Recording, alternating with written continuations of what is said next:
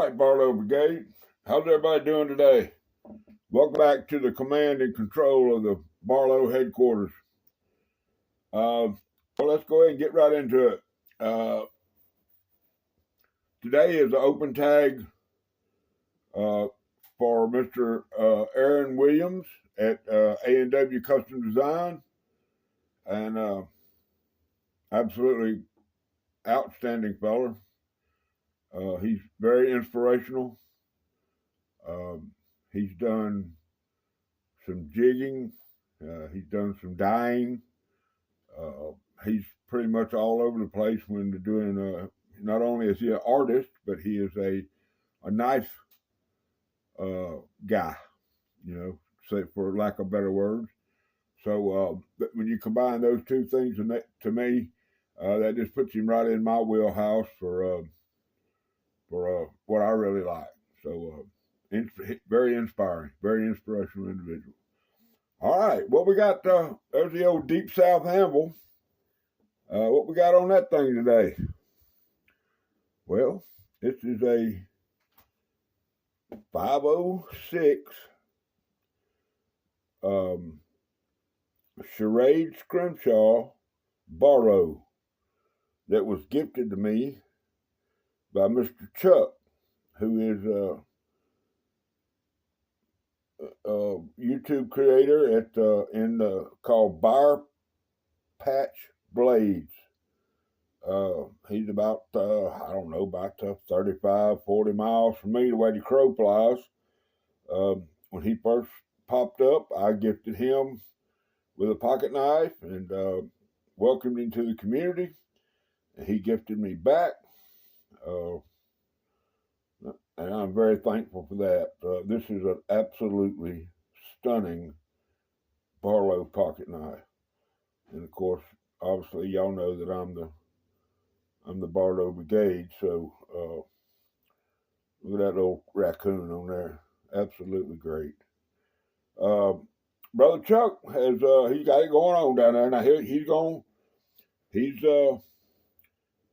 pretty he's a well spoken, but he's a very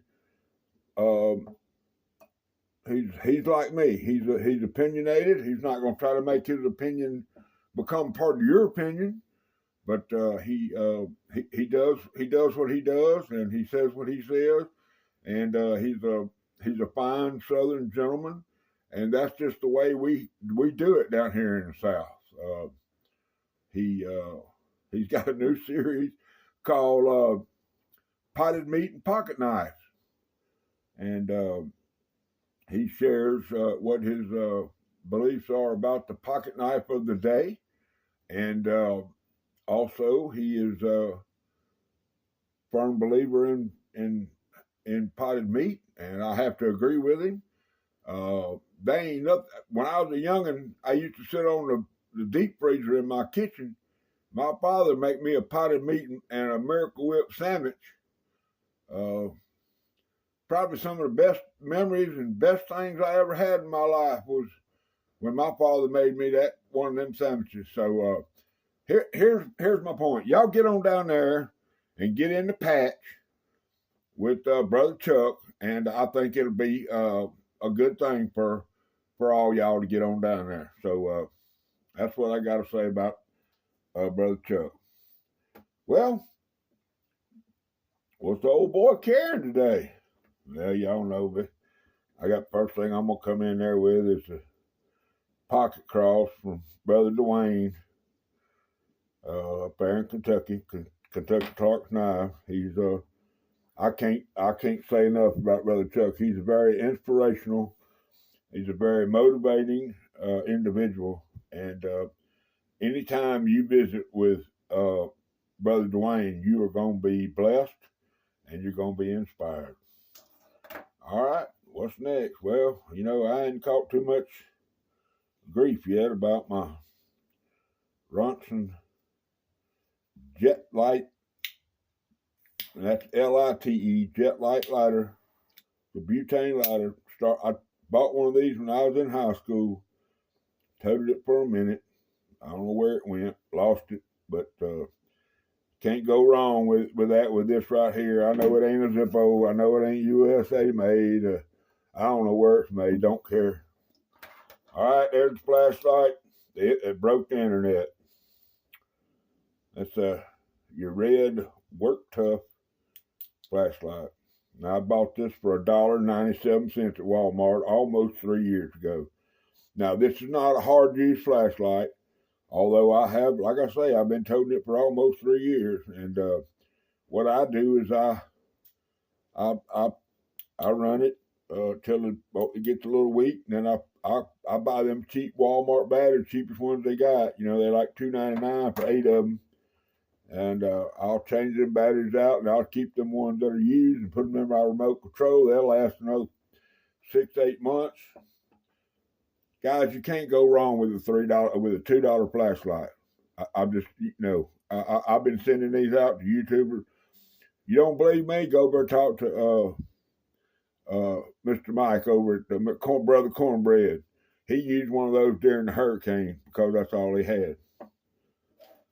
Pocket knife.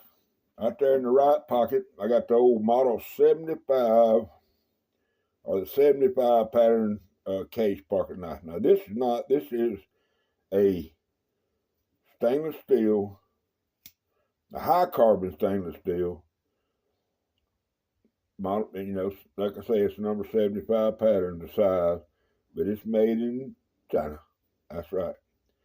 But I have cleaned this up. I put it through the spa, gave it a spa treatment, gave it a good washing, got the old Downy soap, got her cleaned up, took about 2 pounds of pocket lint out of it, got the old snap back. Just a great looking knife, just a great knife, guys. I don't think you can go wrong. I like these big stockmen. Of course, I'm like Brother HT. I like them big ones. Of course, you got paws like this. I mean, you need a big one. Anyway, got all the snap back, got the blades all crispy. They will cut you, like that guy said on that show. I don't remember now. Yeah, something to do with blade. I don't know. The firing forge, it will cut. Number 2, in the other pocket, I got my Frost Cutlery large copper lock. Absolutely great knife. Just unbelievable. Got a good snap into the close. Of course, this doesn't have a half stop because it's a lock back. But when I got this, it was cracked. I filled the crack with epoxy and rejigged it. One side took the color, the other side didn't. Got that blood red, that Arkenstone red that Brother HT likes. Just a great pocket knife. I don't know if you can see that, but it's got a Millennial Shield. That's a 2000. So this knife is 24 years old. Just a great knife. Let's see, you may have one more thing I want to show y'all. Yeah, this is Pakistan. Okay, so y'all just let loose on me about my Pakistan pocket knife. But you know what? I don't care. Bad boy right there. Bad boy. I'll put this up with any copper lock, large copper lock you can find. I'll put this up right up against it. All right, that's what I'm toting. Right there. Let's get that out of the way. All right, a minute ago I was telling y'all about inspiration, how Brother Aaron inspired me. Well, he has jigged pocket knives. He has dyed pocket knives.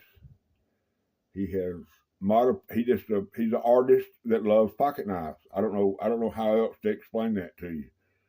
So, but inspiration can come in many forms, in many fashions. I have a cousin who lives in North Louisiana. Her name is Tavy Jo Hurst, and she has been an inspiration to me for a long time. Not only is she my cousin, and I love her, but I want y'all to know that is she was the editor of a newspaper. She was the art director at a newspaper. I could tell you just all kind of stuff that she has done. But the main thing about my cousin is that she is a horsewoman, Western girl, horsewoman. So remember that. She and her horse, Pokey, have been together for I would say 20 years. I don't know, probably longer than that. But she is in retirement. She has taken to she buys Breyer models. These are the models of horses, in different states of rearing up and jumping around and doing what they do, fighting and all. And she does commission work.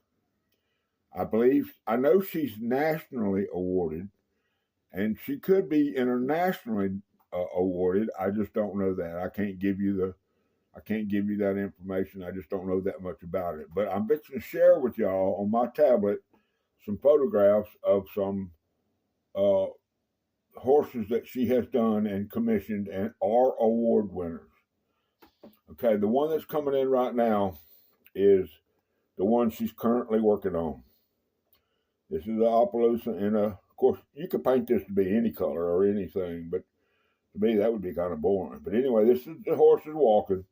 Now, this is in the early stages. She's just gone in and putting the rough color spots and coloring on it. Here's another picture, a little clearer. Make sure I keep it on the screen. Now, this next picture is one of her award-winning horses. This is called Thundering Spots. I don't know what award it took. I don't know what competition it was in, but this one is one of her award winners. Next up is Exotic Dancer.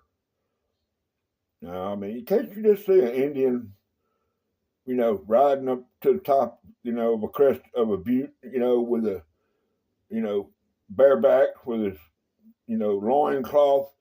Can't you just imagine him riding on that horse? That's the kind of art she does. Okay. Now this last picture coming in, you can see, has the award sitting right there that she won for this one. This is Sacred Smoke. This is another one of her award-winning things. So I just want to share this with y'all and let y'all know where some of my inspiration for what I'm about to show y'all comes from. Okay. All y'all know about me and my Rough Riders. I ain't got to explain that to anybody. Y'all already know. So, coming here, let me get this thing, let me get it open for y'all. Coming in here, number one, going to be Rough Rider Barlow that was Smooth White Bone. Okay? Now I've taken this Barlow and I took a torch and I've started putting some spots on it, just here and there randomly.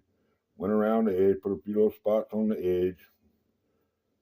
Kind of, drug it off to one side, drug it off here, put the spots on there, and fingerprint magnet. But anyway, this is a very early Rough Rider Barlow. So we'll go to the pile side. The theme continues. Now, am I trying to say that I'm some kind of artist? No, I'm not. I'm going to leave that to Brother Aaron and to my cousin. They're the artists. What I am is just a knife piddler that loves to piddle with knives. So this is what I come up with. There'll probably be some more of this. I don't know.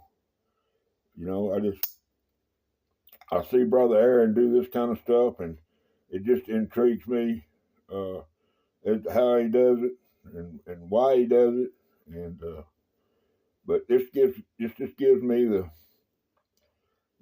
sizzle, guys. I just like doing it. I like sharing it with y'all.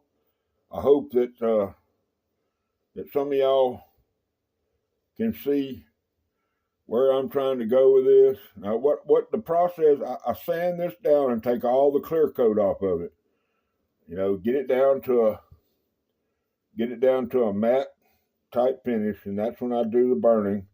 Of course, you got to be careful around them pins now. You get it too hot, it'll crack on you. So, all I know is that I'll put this in my slip. I can promise you that. Now, I don't know if any of y'all would, but I just, I'm calling it a Barlow banger. Well, y'all know me, man. What's better than a Barlow pocket knife that's been turned into an Appaloosa Barlow pocket knife?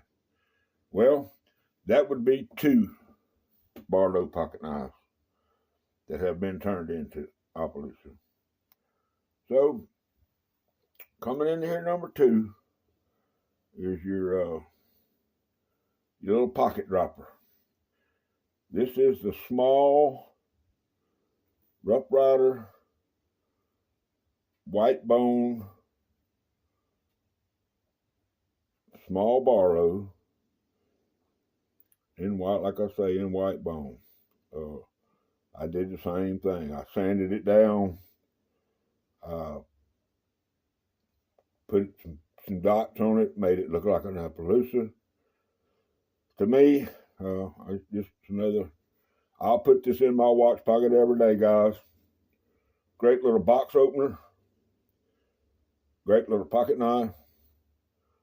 I hope that some of y'all see my vision. Some of y'all understand what I'm doing here. And I really enjoy bringing this kind of stuff to y'all guys. Guess I got anything else for y'all today, except, man, I'm stagnant on my subscribers. I have, I think, 442 subscribers at my last check. I need to get to 500. So y'all like, y'all share, y'all comment, please. If y'all think I'm crazy for burning up a perfectly good pocket knife, that's fair too. I can deal with the criticism. Call your friends, call your neighbors, call everybody, let them know that old Big Jim down here in South Mississippi is trying to give away a bunch of pocket knives, and get them to subscribe. And I appreciate each and every one of y'all. I am happy to be a part of this community. And the only way I know how to close this up is to say, I sure hope y'all suffered from Barlow madness.